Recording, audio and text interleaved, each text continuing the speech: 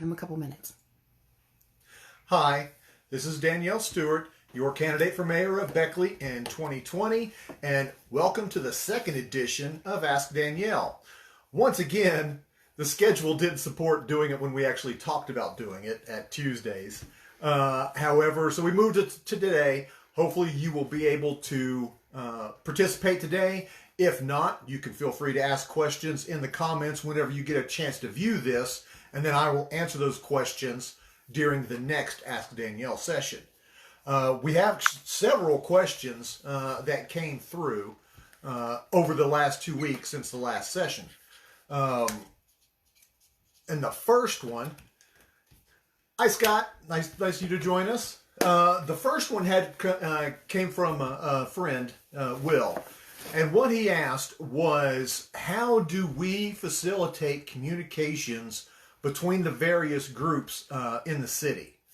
You know, one of the things that we've noticed is that the various, whether you do it on ethnic groups or by class or by age, we have all these separate groups in Beckley, and a lot of these groups just don't talk to each other. There's no inroads. And let me be honest with you, it's understandable. Especially if you look at the African American community. You know, they feel abandoned by the city. They feel lied to. You know, they've had so many promises given to them over the years that nobody came through about. And so they don't feel like they want to participate. Or I guess maybe don't feel like their participation adds anything, or they're being listened to, really, is the bottom line. Our African American community, which makes up 20% of the population of the city, simply doesn't feel like anybody listens to anything they say. They complain about abandoned houses, nothing's done. They complain about crime, nothing's done. So that's a challenge, and it's not just them. If you talk to the youth, it's the same thing. They feel abandoned. They feel like nobody listens to them. So how does the city address that? The number one way for the city to address that is simply to be open and honest. Oh, we got some other people, Tabitha, Carrie, and Evelyn. Welcome. Thank you for joining us. So when we talk about the communication, all these groups feel like they've been lied to and abandoned, and it's simply going to take time to rebuild the trust between the groups. And that trust starts with open and honest communications and constant, consistent. Right now, the city will tell you anything you ask them, but you have to go ask them, and you have to ask the right person, and then you might get an answer. We need to change that dynamic where the city is pushing information out to people to start building their trust. They should know what the status is of the abandoned house on their street, whether it's going to be torn down or what code enforcement is doing about that. People should know what crimes are being committed and where, and what the city is doing about that, whether it's improving and lighting, community watch, more police patrols. But because those communication channels have broken down, people don't talk. And so when we talk about how I think the city can best rebuild those communications, it's pushing information out to all these groups, taking the time to get out into these streets and talking to people, letting them know that their voices are heard. When they ask a question, if you can't answer it, you follow back up when you can answer it and be honest.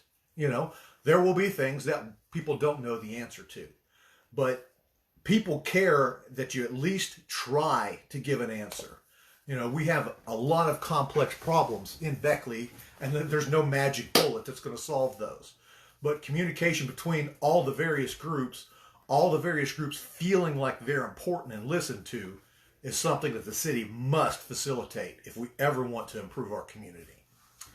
So the second question came from Cindy, and that was on... and I have to look back up, so excuse me just a second. So her question was, since the city bought Black Knight, I'm not waiting. Okay, Christine is getting on me for not waiting. So, you know, because I just kind of go and go. And for those who know me real well, know that I tend to take off, and if I'm not held back. Hi, Amy. Thank you for joining us. We were just having a conversation, answering a question from Will about how do we work on the communication issues between the groups. And really the answer, like I say, is to build trust. So before I get to Cindy's question, though, there is something that came up this week in the newspaper, as well on Facebook. Agnes Keeley had wrote a letter to the editor asking for a public debate between the mayoral candidates. Other people, Vicky Aliff among them, have picked up on the idea, and actually Vicky's been talking about it for quite a while. And so I just wanted to publicly state that I will gladly attend any debate that is put on and hosted by in the community. I am a West Virginia Can't Wait pledge signer, and that means that I won't run away from a debate. If the debate is there, I will be there. Hi, Stuart. Thank you for joining us. So, and I've provided some people several options for doing debates.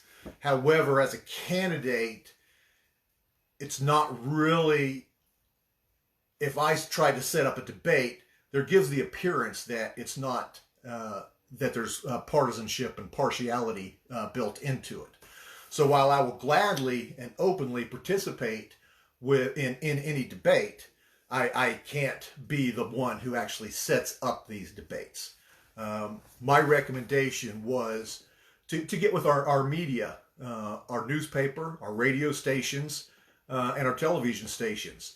Combined, we could really do a good debate using the Raleigh Playhouse and Theater.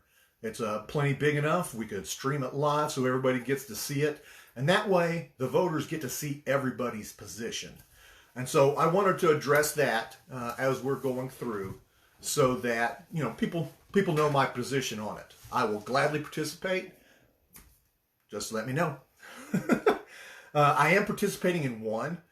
And it's not really a debate if you've ever been there, but I will be attending the Beckley-Raleigh County Chamber of Commerce candidate breakfast. And I believe that's May 8th. Hi, Jess. Thanks for joining us. I'll have to get back with you on the date. But basically, the Chamber of Commerce hosts a breakfast over at the Convention Center. It's free. And you go in there and you'll meet and hear from every candidate from governor on down. RSVP. For the event. For the breakfast. Oh, yes, you do have to RSVP for the breakfast with the chamber. And when that information comes out, I will send out the link to that so everybody can see it. But if you really want to hear, like say, from our governor candidates, from our Congress candidates, from our Senate candidates, that's the place to attend to get us all together. The municipal candidates, not really a debate. We might get a question or two, but more than likely it's like 2 minutes to stand up and kind of tell you your position.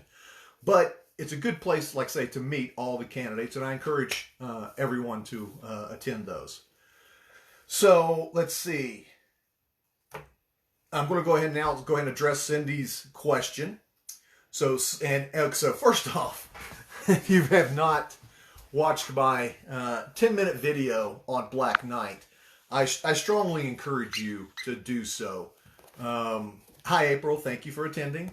I really lay out what happened that the city has ended up with this country club. And it's something that really makes me angry, and it's something that I really think the people of Beckley should be angry about. But Cindy's question was, since the city bought Black Knight, for better or worse, what changes would you make to how it is operated? So, the reality is, at this point with Black Knight, it's in for a penny and for a pound. There's nothing really that we could do. I would love to tell you that we will put it up for sale and we will get all of our money back. But just like I say in my video, nobody wanted to buy Black Knight before. Nobody is still wanting to buy Black Knight now. We're stuck with it So the question really is, how do we make the best of what we've been stuck with? And I would love to give you a whole long list of answers that we can do. The reality is I don't really know. And the reason I don't know is because the city doesn't put out the information. They just had some information that came out in the newspaper that talked about all the revenue coming in, but revenue's great. That's just money coming in. What are the expenses going out? Nobody knows. What's the profitability? Here's another example. So currently the maintenance of the golf course, the mowing and stuff, is done by Public Works. So the cost of Public Works mowing, their gas, their personnel, is under the Public Works budget, not Parks and Rec, which is fine, but Parks and Rec, specifically Black Knight, needs to account for that so we know what the real numbers are. And right now, nobody knows. I've talked to city council members who have no idea. It just because the way things were laid out. So in the big picture, I don't necessarily know because it's going to take a while to weed through all this, pull the information together. What I will tell you is that it will be public. There will be publication that says this is Black Knight from the minute we've got it to where it is now and what the plan is for the future. And so from a business perspective, when you're looking at anything like that, you look at the different components. You have the restaurant, you have the catering, you have the ballroom, event space, and then you have the golf course. So you break each one of those down and you look at, okay, this activity, will it cover its costs? If the answer is no, you either have to look, if we invest a little money, will we get a return on that investment? Or is this something we just need to kill? And if it's something we need to kill, we really need to look hard at that. One of the things that I've mentioned goes back to the generational thing. There's not a lot of younger people that play golf. You know, we have a lot of older people that play golf, and it's great. But maybe we need to divest ourselves of that golf course. Maybe. Hi, Bobby. Nice to see you. I haven't talked to you in a while. I need to message you. But we may need to divest ourselves of the golf course. And what does that look like? Well, maybe that looks like we go to a developer and say, hey, we've got this land. We want you to build us a community center in East Beckley. In exchange for that community center, we'll do the rest of the land for you to develop. And maybe that pays for the costs. Again, it's all ideas. I can't give you any hard facts on anything because the numbers just aren't there for me to give you anything that's true. So the only thing I can give you is that there will be an analysis and there will be full accountability of everything from day one Black Knight to whenever I take over. So, hi Chelsea, thank you for joining us. And so that's my take on what we can do with Black Knight. We are changing the name beyond a shadow of a doubt. I will do everything in my power to change that name.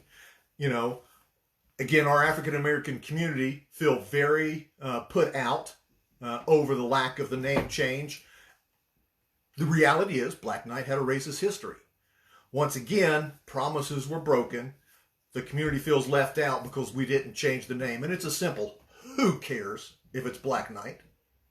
Let's change the name to something inclusive that all of us can rally around. You know, and it's just one of those little things that the city and city officials do to alienate parts of the population. And it's not fair. So yeah, there will be a name change. I sat in on several of the meetings where they discussed different names, changes and stuff that they were wanting to call it. Pine, Singing Pine, Sleepy Pine, or Sleepy Oak, something like that. So, you know, we'll have to look hard at exactly what we name it for something that's either neutral or preferably fully inclusive of everybody in the city.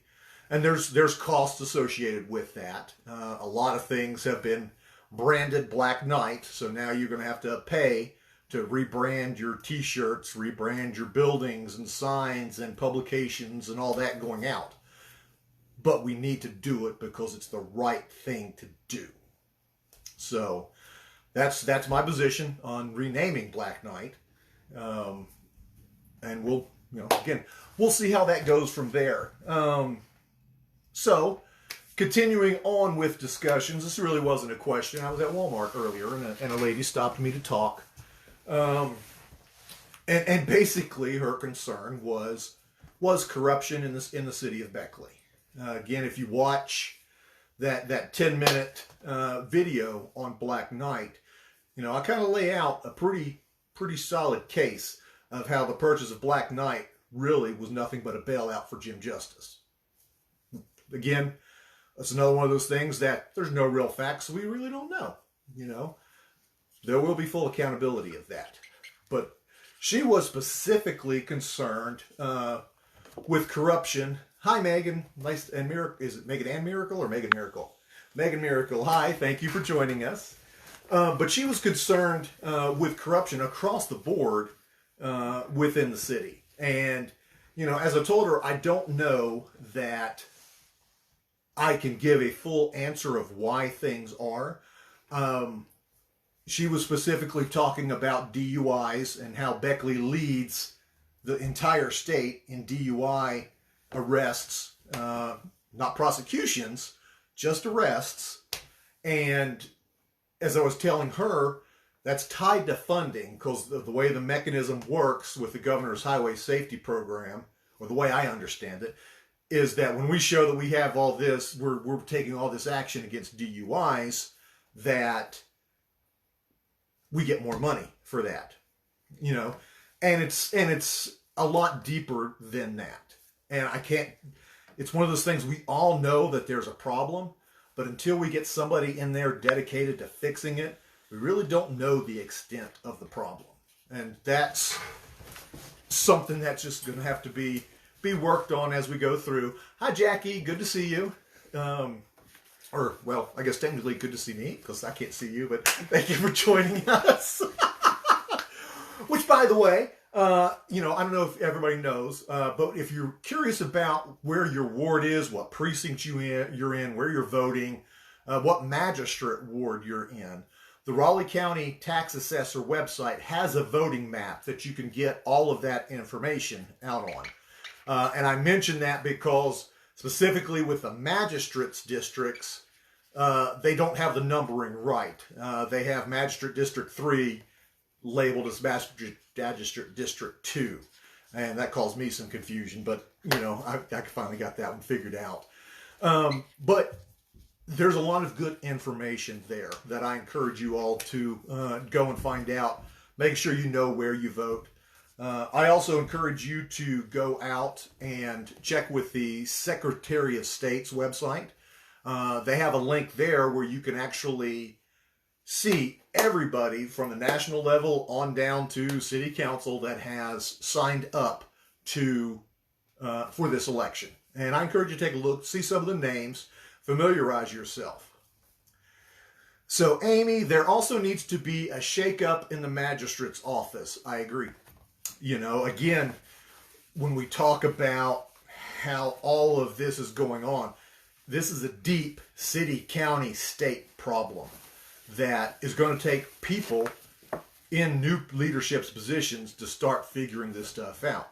That's why I'm a member of the West Virginia Can't Wait program, or plan, or group.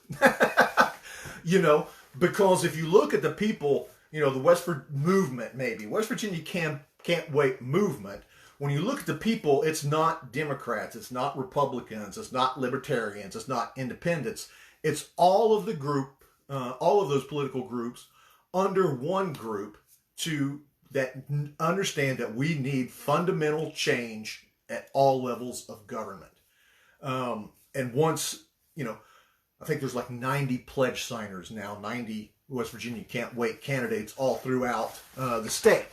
And I think that if we could get even half of those people elected, you're going to see a huge change across the board, because all of us have agreed that we're not going to take corporate money. All of us agreed that we're not going to hide from a debate. All of us know that there are problems and we're tired of being given a runaround. We want to fix them. So, and there are other candidates coming up, specifically locally with the magistrate. I know in District 2, Stephanie French is running for magistrate there. Strongly support her. I have talked with her repeatedly, and I'll be actually doing some campaign stuff for and with her. She is running against Massey. If you get a chance, Google Massey, magistrate, Raleigh County, specifically looking at October and November of last year and the corruption charges that have been filed against him. So when we talk about the changes needed in the magistrate office, there's definitely one. Hi, Savannah. Nice of you to join us. We're kind of talking about corruption at this point. We all know that there's a lot there, and people are frustrated. And it's just going to take a lot of open, honest answers to get to the bottom of things. One of the things that has been considered at the state legislature level is the no bail policies, so that a lot of, you get arrested if you can't pay bail, well, you stay in the prison. So let's say your bail's $1,000, but you can't afford to pay that. So you're going to go to prison, Southern Regional Jail, until you can pay for it. Well, so not only are you working that you can't pay for it, but now the county is incurring charges of $40 per day to keep you there. So after like 30 days, the county's paid for what could have been bail. And so that's something that I'm really interested because, hi Jamie, nice of you to join us.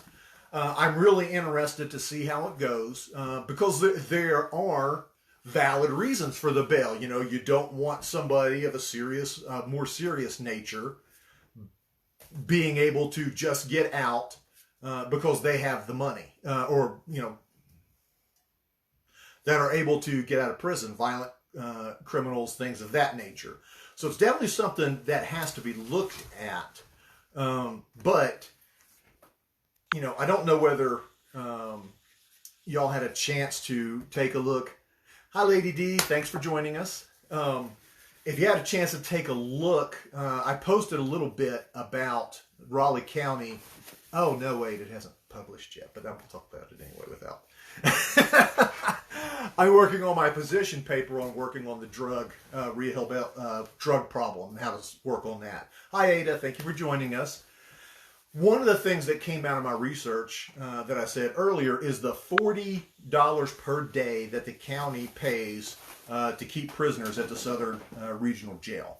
And that is killing the county budgets. So the county is considering, basically has asked the state to let them impose a 1% sales tax like the city does just to pay for prisoners in prison. Hi, Becky. Thank you for joining. And then if that doesn't work, they've asked that the cities have to pay part of the bill. Right now, the city doesn't pay the bill. The city helps the county in other ways. But the county now wants to come in and raid the city funds to pay for these prison bills. So one of the things we have to look at, I believe, is, okay, how do we reduce this prison population? And there's a lot of effort that goes into that, in-home confinement, the ankle bracelets, things of that nature. Ankle bracelets? Anklets? I don't know what they're called. Haven't had to wear one, so I don't know what they're called. So they, ankle monitors, that's what they are. So, we have to look at that. But I think part of it, too, is we have to look at what is the real danger of people that we are arresting, of doing real harm, and what is the definition of real harm. Not for sure I can answer that. I think, but it's definitely something that we have to discuss. I think the Southern Regional Jail right now is somewhere between 125 and 150% overpopulated. People sleeping on floors, people sleeping in shifts because they can't handle it. And we have a lot of people that says, well, we just need to arrest more people. But the consequences of that is you're going to pay more taxes because you arrested more people, and all they're doing is hanging out in the prison and you're paying for it. So, and I think there's a movement, not just in the state, but in the nation, for criminal justice reform. The question, I guess, comes for the city is where are we, and the state, where are we going to be on that spectrum? Are we going to be 50th like we are in everything else? Or can we lead? I want to see the lead. And I want to take actions that put Beckley first. We can lead the way for everybody else instead of all of us, the state and southern West Virginia, being 50th and falling behind everybody else. And that's going to be a big change in thought for people, a big change of thought for businesses, but the current way things are going cannot be sustained. So we've got to do something. I would rather be on the leading edge than I would. Hi, Dr. Dumas. Nice for you to join us. I would rather be on the leading edge, whether it's criminal justice reform, whether it's the marijuana laws, marijuana use laws, bail issues. Personally, I like community service a lot more than just about anything else, but that's because I've picked up a lot of trash in my life. And unfortunately, there's still more. So, so I'm all about using individuals for using community service to pay their debt for society. And I think that there's room for that. So it's really that criminal justice reform is just one area that I think as a city we can lead instead of follow. And if you look back at the history, at least from, we'll call it 1989, when I graduated high school till now, you see a whole lot of Beckley follows eventually. And it's let's not. Let's take the lead. And then I'll be actively looking for things that we can take the lead in. I really want to take the lead in housing, transitional housing. How do we house people that can't afford it? I have a cat here. She's not my lap cat like last time because we locked her out. Or else Gracie would have already been here on my lap. But veteran housing, tiny housing, how do we lead versus follow? Where are areas that we can take the initiative and do things? I talked in my transparency paper about setting up these city outreach offices in the ward. And specifically, I talked about people there to answer questions, but you can build upon that. Why don't we put a family resource navigator into every single ward that people can go to? Hey, I'm having trouble paying my electric bill. Do you know where I can go? And that family resource navigator can help them find somebody. Hey, I'm on drugs and I want to get clean. Where can I get help? That family resource navigator can help them. When we start talking about that, though, there's a lot more costs, and it really takes a detailed look at the budget to see if we can afford that. That said, if we can do that, we will be a leader, and it will help us make our community better. So that's kind of where we're at on different things. Let's see, open for some, I got a question coming in. Nope, no questions. To ask questions. Boy, these live sessions are always fun as learning as we go. So, do you all have any questions you would like me to answer now? And I'll give it just kind of a minute for you to type up questions.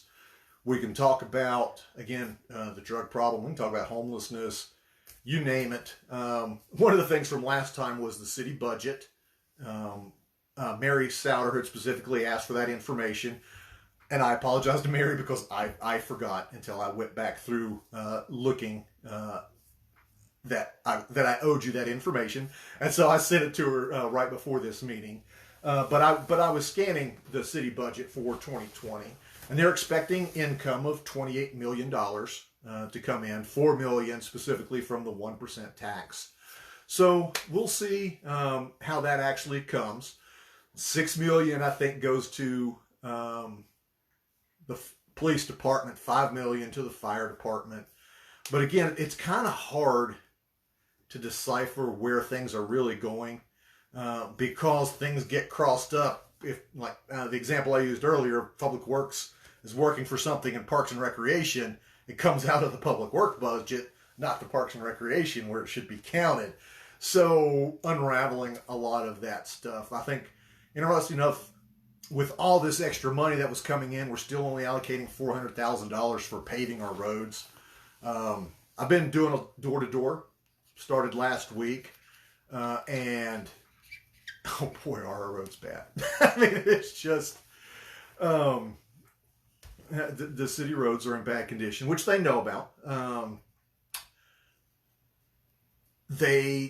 Right now, the roads were designed and are supposed to be repaved every 12 years, but because of funding, we can only afford to pave them once every 25 years. So we have a lot of roads that are in bad shape. Another thing that I've known for my neighborhood and my area is that our sidewalks are horrible.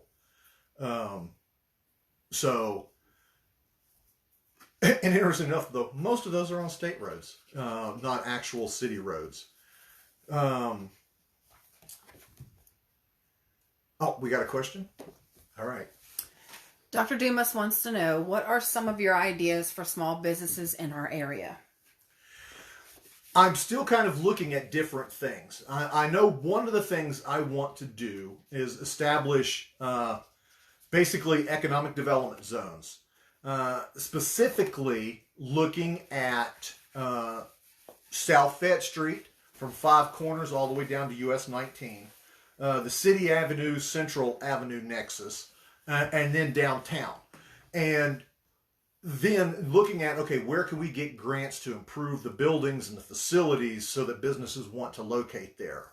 I've talked to some businesses about, if we gave you a 5-year graduated B&O tax, how will that help? Will that give you time to grow your business to the point you'll be good? If we exempt your business from the 1% sales tax, will that allow you to compete with Lowe's, with Walmart, with Sam's Club? And those are questions I'm still asking to try to get answers to. But back to the economic development zones, I want to develop a specific fund for our small businesses.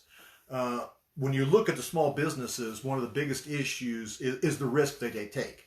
A lot of people want to open the businesses, but they either can't afford it, or if they can't afford it, the risk is so high, they don't want to do it. So I want to look at how the city can help small businesses manage their risks so that they can prosper. Hi, Amanda. Thank you for joining us. An example for that is, in my last job, I was the executive director of a nonprofit. Every year, I paid $69 to get my Norton antivirus. With that Norton antivirus, I could use, or 10 computers are what, I had 10 licenses for them, so I could do it on 10 computers. I only had one computer. So it would make more sense to find another business that needs, 2 or 3 businesses that needs the Norton antivirus. Instead of paying $69, we pay $5, and now we're all in it together. And again, helping to find those efficiencies and helping mitigate the risk is where I really see the city. We've sent out some questionnaires to our small businesses, and I'm not for sure whether we sent one to you, but we will. I'm telling Christina, we will. Because I would really love to hear your ideas. I want to know, what do the businesses need? How can the city help you? There's a lot of resources out there that I don't think a lot of people are aware of. The Hive, the Hub, the Regional Development Authority, that can help. But again, it's one of those areas that I just don't have a full answer. I know from my experience running, even though it was a nonprofit, it was still a business. The challenges we faced. Talk about efficiencies. Insurance would be another. One of the things I have thought about is, the city keeps buying all these buildings and tearing them down. Why don't we do something with those? It's kind of like a small business incubator plus, The city puts the bill for the utilities. The city puts the bill for the internet. Small businesses can go in there and a year free lease. The insurance is paid for.